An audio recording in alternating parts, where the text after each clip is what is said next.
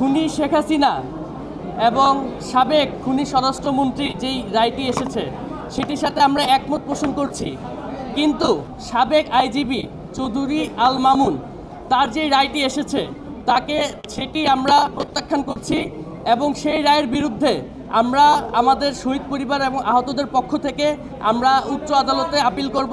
আজকের বিচারের মধ্য দিয়ে শেখ হাসিনা এবং সাথে আরও একজনের যে ফাঁসির রায় ঘোষণা হয়েছে, এতে আমাদের শহীদ পরিবার কিছুটা খুশি হলেও আমাদের আরো অসংখ্য মামলা যেগুলো এখনো পেন্ডিং রয়ে গেছে। ভারত সরকারের কাছে আমরা আহ্বান জানাই যে খুনি শেখ হাসিনা বাংলাদেশের মানুষের উপরে গণহত্যা চালিয়েছে, মানবতা বিরোধী অপরাধ করেছে, তাকে ভারতে আশ্রয় না দিয়ে বাংলাদেশের বিচার ব্যবস্থার কাছে তারা সুপর্দ করবে। এই রায়ের মাধ্যমে আজকে জুলাইয়ের প্রজন্ম বিজয় হয়েছে। এই রায়ের মাধ্যমে আজকে শহীদদের যে আকাঙ্ক্ষা সেটি বাস্তবায়ন হয়েছে। মৃত্যুদণ্ড শেখ হাসিনার জন্য উপযুক্ত বিচার। কেবলমাত্র এই মৃত্যুদণ্ডের রায় কার্যকর করার মধ্য দিয়ে শেখ হাসিনার গণহত্যা এবং মানবতা বিরোধী অপরাধের ন্যায় বিচার করা সম্ভব হবে।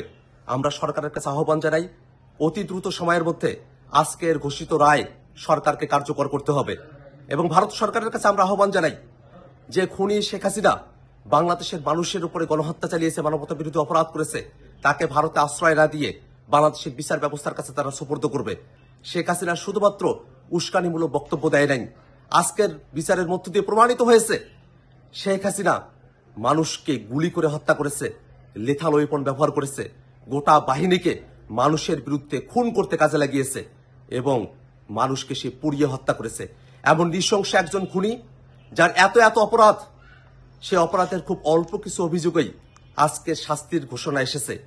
তার বাকি যত অপরাধ আছে সবগুলো অপরাধেরও বিচার হবে এবং এই গণহত্যাকারীরা তাদের শাস্তি কার্যকর করার মধ্য দিয়ে পৃথিবীর ইতিহাসে একটি নজির তৈরি হবে, যাতে করে আর কোনো শাসক আর কোনো গোষ্ঠী তারা যেন গণহত্যাকারী হয়ে উঠতে না পারে, মানবতা বিরোধী হয়ে উঠতে না পারে। তেমন একটা সময়ের জন্য অপেক্ষা করছি আমরা। শুধুমাত্র রায় ঘোষণা করার মধ্য দিয়ে নয়, রায় কার্যকর করার মধ্য দিয়েই শহীদদের আত্মা শান্তি পাবে। আমরা অপেক্ষা করছি, সরকারের কাছে আহ্বান রাখছি, অতি দ্রুত সময়ের মধ্যে শেখ হাসিনার এই মৃত্যুদণ্ডের রায় সরকার কার্যকর করবে। এই দেশ আইনা তাদের ফাঁসি কার্যকর করার জন্য আমি সরকারের প্রতি আহ্বান জানাচ্ছি, যত দ্রুত সম্ভব তাদেরকে ফাঁসি কার্যকর তাহমিদ থেকে শুরু করে হাজার হাজার আমাদের ভাইকে শহীদ করেছে, সেই খুনি হাসিনার আজকে মৃত্যুদণ্ড ঘোষিত হয়েছে। এই রায়ের মাধ্যমে আজকে জুলাই বিজয় হয়েছে। এই রায়ের মাধ্যমে আজকে জুলাইয়ের প্রজন্ম বিজয় হয়েছে।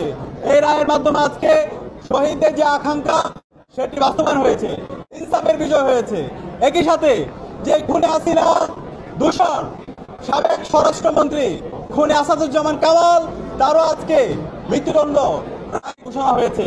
কিন্তু একই সাথে আমরা আশা করেছিলাম যে খুনি হাসিনার নির্দেশে আমাদের টাঙ্গারপোল থেকে শুরু করে আমাদের সাভারে এবং সারা দেশে যে গণহত্যা চালিয়ে করেছে সাবেক পুলিশের আইজিপি চৌধুরী আব্দুল আল মামুন, তারও দৃষ্টান্তমূলক বিচার আওতায় আনা হবে। কিন্তু তার যে 5 বছরের তাকে কারাদণ্ড দেওয়া হয়েছে সেটা আমরা সন্তুষ্ট না।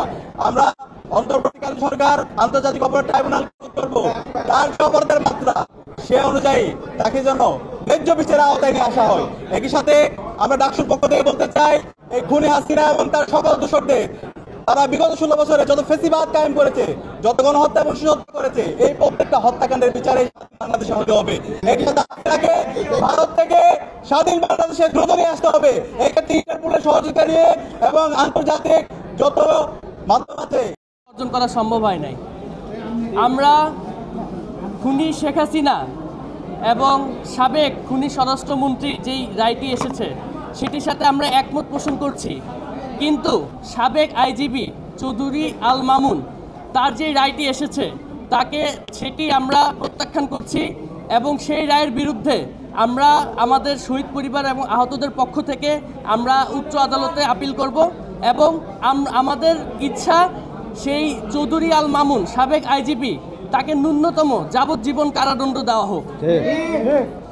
আমাদের শুধুমাত্র রায় দিয়ে বসে থাকলেই হবে না, আমাদেরকে এই প্রসেসটি দেখাতে হবে কিভাবে সেই খুনি হাসিনা এবং খুনি সাবেক স্বরাষ্ট্রমন্ত্রীকে দেশে এনে ফাঁসিতে ঝুলানো হবে এবং সেটি দেশবাসীর সামনে স্পষ্ট করতে হবে কিভাবে কোন প্রক্রিয়ার মাধ্যমে তাদেরকে আনতে হবে এবং দেশ থেকে এই কার্যক্রম যত শীঘ্র সম্ভব তত শীঘ্রই শুরু করার জন্য আমাদের শহীদ এবং আহতদের পরিবারদের থেকে এটি দাবি জানানো হচ্ছে। তারই সাথে খুনি হাসিনার আরও যে সকল দোসররা ছিল যারা এখন দেশে আছে বা দেশের বাইরে হোক সকলকে দেশের মাটিতে এনে যথাযথ বিচার প্রক্রিয়ার মাধ্যমে তাদের শাস্তি কার্যকর করার জন্য শহীদ এবং আহতদের পরিবারদের পক্ষ থেকে দাবি জানানো হচ্ছে এবং সরকারকে এবং এই দেশের সকলকে এ ব্যাপারে যত দ্রুত সম্ভব পদক্ষেপ গ্রহণ করার জন্য দাবি উপস্থাপন করা হচ্ছে। ধন্যবাদ সকলকে। আমার নাম মীর মাহবুবুর রহমান স্নিগ্ধ। আমি আজকের দিনটি একটা ঐতিহাসিক দিন। আজকের দিনটি একটি ঐতিহাসিক দিন এজন্য যে শেখ হাসিনা তার রাষ্ট্রীয় এবং দলীয় বাহিনী নিয়ে দেশব্যাপী দীর্ঘ 15 বছর ধরে গুম খুন এবং হত্যাকাণ্ড চালিয়েছে এবং গত জুলাই গণঅভ্যুত্থানের সময় শিক্ষার্থীদেরকে হত্যা করা, আগুনে পুড়িয়ে মারা, ক্রস ফায়ার দেওয়া, গুম করে নেওয়া এবং যে সকল রেকর্ড ফাঁস হয়েছে আপনারা দেখেছেন, সব কিছু প্রমাণ সাপেক্ষে প্রমাণ পেয়ে স্পেসিফিক কয়েকটা অভিযোগের ভিত্তিতে সবগুলো হত্যাকাণ্ডের বিচার আজকে হয় নাই, শুধুমাত্র কিছু হত্যাকাণ্ডের বিচার আজকে হয়েছে। আজকের বিচারের মধ্য দিয়ে শেখ হাসিনা এবং সাথে আরও একজনের যে ফাঁসির রায় ঘোষণা হয়েছে, এতে আমাদের শহীদ পরিবার কিছুটা খুশি হলেও আমাদের আরও অসংখ্য মামলা যেগুলো এখনও পেন্ডিং রয়ে গেছে, অথচ এই ইন্টারিম গভর্নমেন্ট ক্ষমতায় আসার দীর্ঘ সময় পার হয়ে গেছে, যেখানে প্রায় মামলাগুলো মোটামুটি লেভেলে থাকা উচিত ছিল, সেখানে আজকে আমরা অনেক দিন পরে হলেও একটা মামলার রায় পেয়েছি। আজকে একটা রায় পাওয়ার মধ্য দিয়ে আমরা অন্তত এইটুকু খুশি যে বাংলাদেশের রাজনীতিবিদদের জন্য একটা শিক্ষার দিন, শিক্ষা নেওয়ার দিন, যে কেউ ক্ষমতা পেলেই, কেউ সব কিছু পেলেই তার মতো করে করতে পারবে, ফেসিবাদ হয়ে উঠতে পারবে এবং ফেসিবাদ হয়ে উঠলে যে তার পরিণতি চূড়ান্ত পরিণতি হয়, যেটা একটা শিক্ষা নেওয়ার দিন আজকে। ডাকসুর জায়গা থেকে আজকে আমরা এখানে আসছিলাম এবং আমরা পুরো রায় শুনেছি। আমাদের দিক থেকে আমাদের ফিডব্যাক আমাদের জানাবেন। আমরা প্রাথমিকভাবে যেই রায় ঘোষণা হয়েছে সেই রায়ে শেখ হাসিনার ফাঁসির রায়ে আমরা সন্তুষ্ট, কিন্তু সাথে যে পুলিশের আইজিপির যে রায় দেওয়া হয়েছে সেই রায়ে আমরা সন্তুষ্ট না।